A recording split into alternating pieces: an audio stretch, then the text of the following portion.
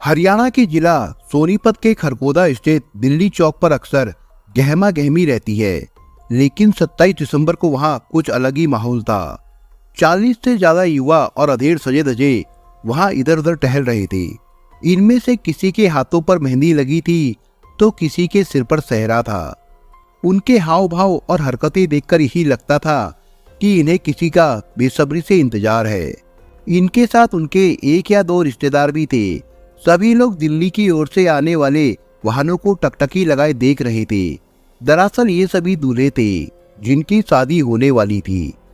इन दूल्हों के उनके घर वालों से कहा गया था कि सुबह 9 बजे तक दिल्ली से एक बस आएगी जिसमें बैठकर दूल्हों और उनके एक एक रिश्तेदार को दिल्ली स्थित 30 हजारी अदालत के पास पहुंचना है।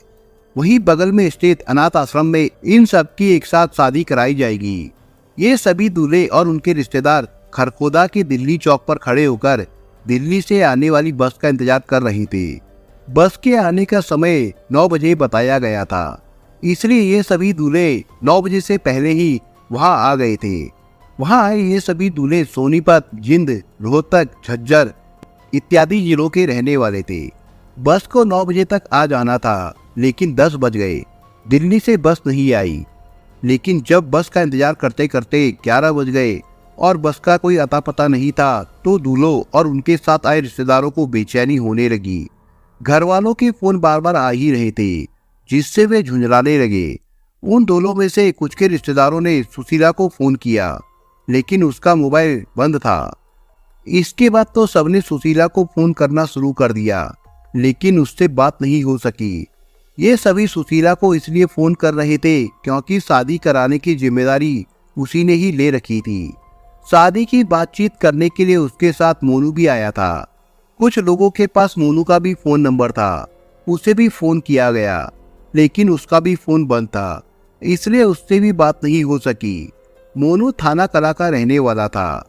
शादी कराने के लिए सुशीला ने उन दूल्हों के घर वालों से अच्छे खासे पैसे लिए थे। किसी से 45,000 तो किसी से 60,000 तो किसी से 90,000। सुशीला ने ही सबसे दिल्ली से बस आने और वहां जाकर अनाथालय में सभी की सामूहिक शादी कराने की बात कही थी। उसी के कहने पर ये सभी लोग खरगोदा में इकट्ठा हुए थे। लेकिन अब सुशीला से बात नहीं हो पा रही थी। मोनू का भी कुछ अता पता नहीं था। सुशीला और मोनू के मोबाइल फोन बंद बता रहे थे। इनके पास सुशीला और मोनू के अलावा किसी अन्य का मोबाइल नंबर नहीं था। इसी तरह दोपहर के 12 बज गए। वहां एकत्र दूल्हों और उनके रिश्तेदार तरह तरह की चर्चाएं करने के साथ धोखा खाने यानी शादी के नाम पर ठगे जाने की आशंका जाहिर करने लगे। इंतजार करते करते थक चुके लोगों ने कहा कि सुशीला खरगोदा में ही तो रहती है, चलो उसके घर चलते हैं, उसी से पूछते हैं कि अभी तक बस क्यों नहीं आई। सभी सुशीला के घर पहुंचे तो वो घर पर ही मिल गई। मोनू भी सुशीला के घर पर ही था। सभी ने सुशीला और मोनू से बस न आने के बारे में पूछा तो सुशीला ने कहा, देखो मैं पता करती हूँ। शादी कराने की बात दिल्ली में रहने वाली मेरी भाभी अनीता ने कही थी। उन्हीं के कहने पर मैंने दिल्ली से बस आने की बात बताई थी। इसके बाद सुशीला ने सबके सामने अनीता को फोन किया। पता चला कि उसका भी फोन बंद है। कई बार कोशिश करने के बाद भी जब अनीता से बात नहीं हो सकी तो सभी को गुस्सा आ गया। उन्हें यकीन हो गया कि शादी के नाम पर वे ठगे गए हैं। कुछ लोग सुशीला से अपने पैसे वापस मांगने लगे। उनका कहना था कि उन्होंने कर्ज लेकर उसे पैसे दिए हैं, अब वो शादी नहीं करा रही है तो उनके पैसे वापस करे। कुछ दूल्हों का कहना था कि अब वे बिना दुल्हन के कौन सा मुंह लेकर अपने घर जाएंगे।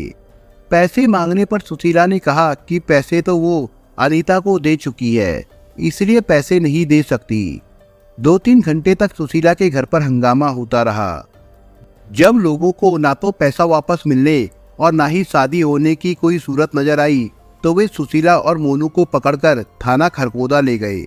शादी के नाम पर हुई ठगी को एक दूल्हे का पिता बर्दाश्त नहीं कर सका और वो थाने में ही बेहोश होकर गिर पड़ा। लोगों ने उसे संभाला। दूल्हों और उनके रिश्तेदारों ने पुलिस को सारी बात बताई। कुछ ने लिखित शिकायत कर दी। थाना खरगोदा पुलिस ने अनीता, सुशीला और मोनू के खिलाफ मुकदमा दर्ज कर लिया। थाना प्रभारी वजीर सिंह ने इस मामले की जांच एसआई नरेश कुमार को सौंपी। पुलिस ने सुशीला और मोनू को हिरासत में लेकर पूछताछ की। बाद में दोनों को गिरफ्तार कर लिया गया। 28 दिसंबर को पुलिस ने खरखोदा के वार्ड नंबर 2 निवासी सुशीला और गांव थाना कला निवासी मोनू को मजिस्ट्रेट के सामने पेश करके पूछताछ के लिए 2 दिनों के रिमांड पर लिया। पुलिस द्वारा की गई पूछताछ में सुशीला और मोनू ने बताया कि उन्हें पता नहीं था कि शादी के नाम पर अनीता लोगों को ठग रही है। अनीता ने उन्हें इस काम के लिए 1 से 2 हजार रुपए ही दिए थे, बाकी रुपए उसने खुद ही रख लिए थे। सुशीला के बताए अनुसार अनीता दिल्ली के नरेला के लामपुर बॉर्डर की रहने वाली थी। दिल्ली के अलावा झज्जर और अन्य जगहों पर भी उसके ठिकाने बताए गए। थाना खरखोदा पुलिस ने अनीता की तलाश में दिल्ली और जहां जहां उसके मिलने की संभावना थी वहां छापे मारे, लेकिन वो वहां नहीं मिली। इसके बाद पुलिस ने 3 टीमें बनाकर उसकी तलाश शुरू की। सुशीला और मोनू से पूछताछ के आधार पर पुलिस ने कई अन्य लोगों से पूछताछ की, लेकिन अनीता के बारे में कुछ पता नहीं चला। रिमांड अवधि समाप्त होने पर पुलिस ने सुशीला और मोनू को अदालत में पेश किया, जहां से उन्हें जेल भेज दिया गया था। पुलिस की लगातार छापेमारी से घबराकर अनीता ने 7 जनवरी 2018 को सोनीपत की अदालत में आत्मसमर्पण कर दिया, जहां से उसे जेल भेज दिया गया था।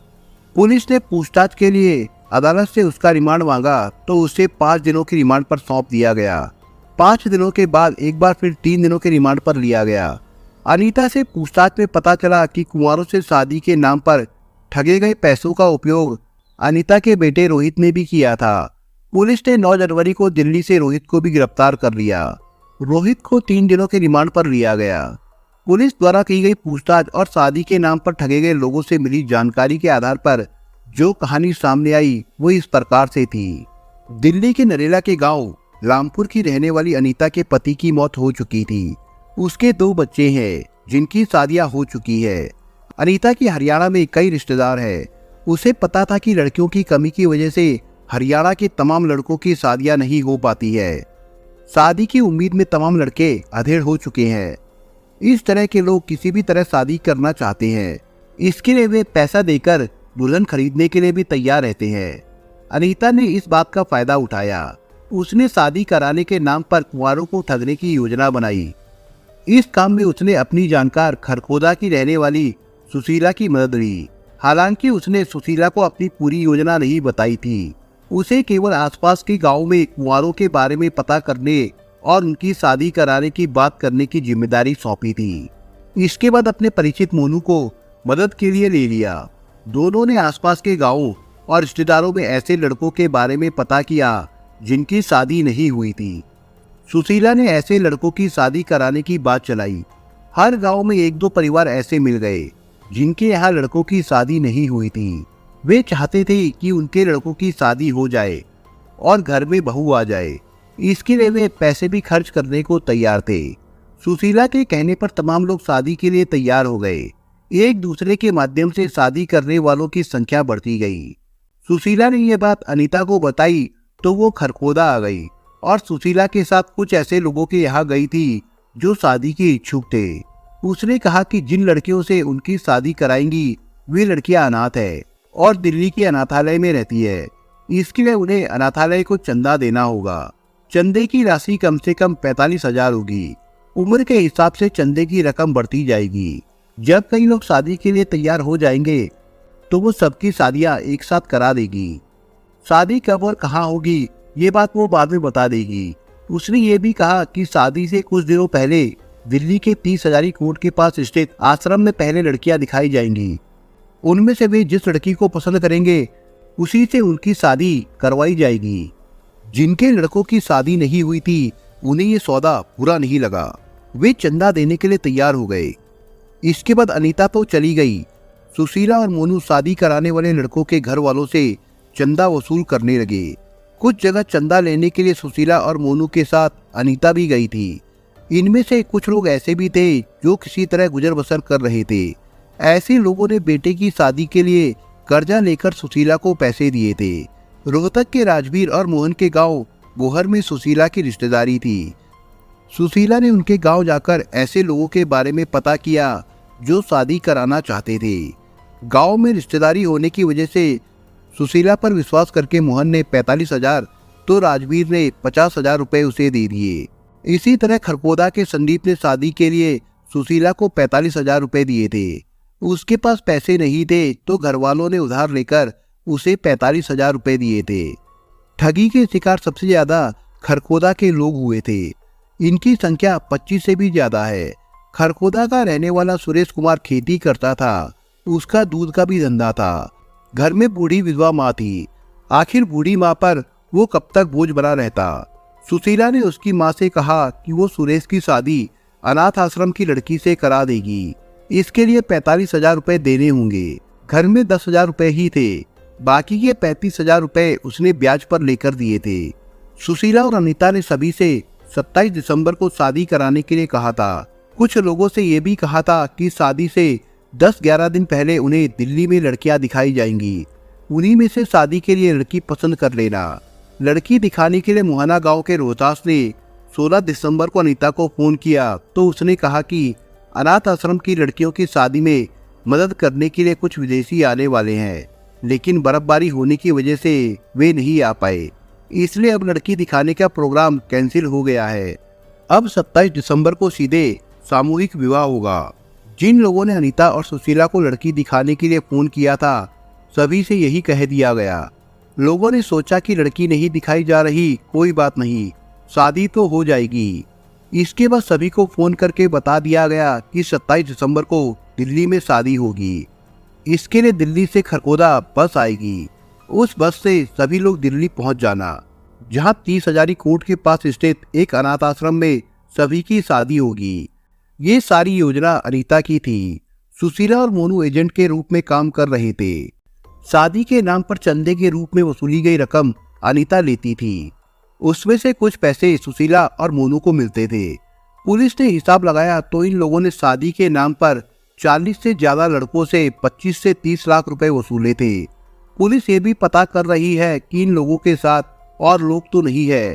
थाना प्रभारी वजीर सिंह ने ठगे गए युवकों को आश्वासन दिया है कि उन लोगों से पैसे वसूल कर उनके पैसे वापस कराने की कोशिश की जाएगी। दरअसल सोनीपत के खरकोदा में लड़कों के हिसाब से लड़कियां बहुत कम है। इसी वजह से यहाँ सभी लड़कों की शादियां नहीं हो पा रही है। मजे की बात यह है कि चुनाव के दौरान जिंद जिले में कुंवारा संगठन बना था। उन्होंने शादी की उम्र पार करने वाले लड़कों की शादियां कराने की मांग उठाई थी। तब एक नेता ने बिहार से लड़कियां लाकर उनकी शादी करवाने का आश्वासन दिया था। दोस्तों, इस कहानी के बारे में आपके विचार क्या है, हमें कमेंट बॉक्स में जरूर बताएं। और दोस्तों, अगर आपको हमारा काम पसंद आया हो तो वीडियो को लाइक शेयर जरूर करिए। और अगर आपने अभी तक चैनल को सब्सक्राइब नहीं किया हो तो जाने से पहले चैनल को सब्सक्राइब जरूर करिए दोस्तों। धन्यवाद।